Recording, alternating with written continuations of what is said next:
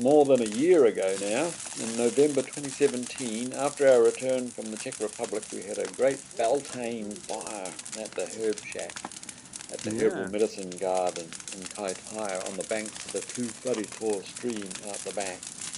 And it certainly made a great fire and gave us all a very positive feeling about the years ahead and the development of Te Whare Rongoa, the plant, the house of medicine, and Te Mara Rongoa Marino, the peaceful medicine garden on the banks of the Te Whare stream and Eden Terrace, Kaitaia, New Zealand.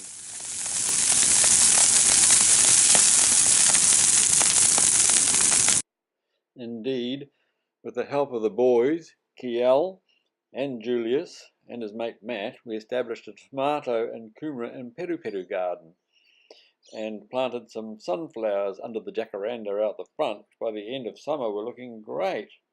We actually planted hundreds of plants from seeds that year, including a giant catnip bush to keep Purcell, our ex-tomcat, happy. Out the back by the creek, the centre of all of our prayers was our greenhouse, Mashrik al-Azkar, a Baha'i dawning place of the remembrance of God. And indeed, we often met our Baha'i friends, Jan and Tom, at the Manganui fish shop. And Tom would actually, later in the year, direct the construction of 2 beautiful spruce cabins that we got from the Czech Republic. The tomato garden came up pretty good, and we hired both Julius and Matt as full-time gardeners. And by the end of the summer, even E.T. was growing these beautiful red tomatoes from the seeds we brought all the way from Bordeaux d'Ali near Torino in northern Italy.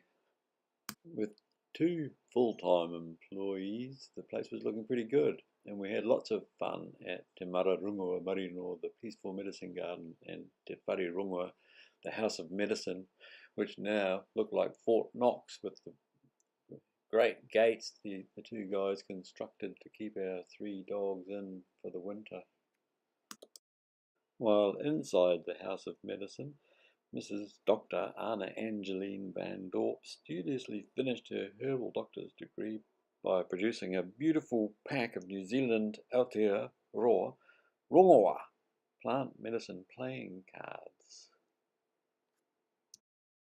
We also rented a big shed to store our cabins from the Czech Republic and hired Matt and Julius, and supervised by Tom the builder, to construct a couple of them out the back of the HerbShack on the banks of the stream. So through the winter, by the end of the winter, we had 2 beautiful cabins. Anna and her artistic talent running all the way back to her great-grandfather, Chief Heta Te Hara, presided over the whole project, of course. These Maori front barge boards are known as maihi in traditional Maori culture and are said to represent arms held out in welcome to visitors. In any case, by the end of the winter, we had 2 beautiful cabins constructed. I believe they would be a very good place for housing woofers in years to come. And it didn't take long before we got our first woofer turning up. In a very spiritual way, of course, because this is the HerbShack, the house of medicine. In any case, it was an Italiano by the name of Riccardo Califani who, for the first time ever, managed to get the old didgeridoo I got with Mackie years ago really warmed up. And it didn't take him long to decide that he was going to build a Cob Pizza Oven from the clay from the stream out the back. This is Purcell's domain here. You know? We found her as a little kitten about 2 or 3 days old, him and his brother, here out on the riverbank.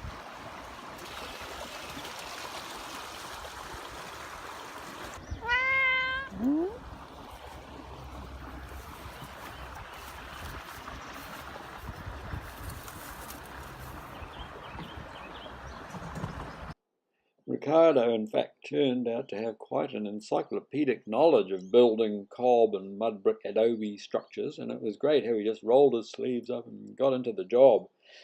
He was, in fact, a hereditary winemaker from South Italy and had worked a few months in a winery in Gisborne prior to his arrival to the far north, so I guess it was pretty easy for him to adapt to tramping mud brick instead of grapes.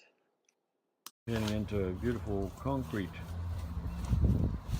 You know, they call it Adobe. Adobe. Adobe mix. Yes. Yeah. Ah, yeah. No, cob maybe is when you put straw too. Oh, yeah. This is. That's for the straw part of it, yeah. This is just sort of clay brick. Yeah, if you don't use cement, you can use straw and lime, and you get the same strength. Okay. Cement is just quicker. Meanwhile, life continued at the House of Medicine, where we had to de-flea Mr. Poopy almost every day, and Anna applied rongoa to her new patient, Billy Fourlegs, an Alsatian with alopecia, whom we renamed Billy Yoda for pretty obvious reasons. Meanwhile, Giovanni looked after the front gate and sat on the giant Madagascar rose quartz boulder, and Purcell, the ex-tomcat, kept his eye very closely on Riccardo, who spent the next week making a start on constructing a beautiful, genuine Italiano pizza oven. This story will continue in part 2 of this small series of vids. So if you want to find out how to build a Cob pizza oven with a pinch of synchronicity and a lot of help from other good people out there, then make sure to catch part 2.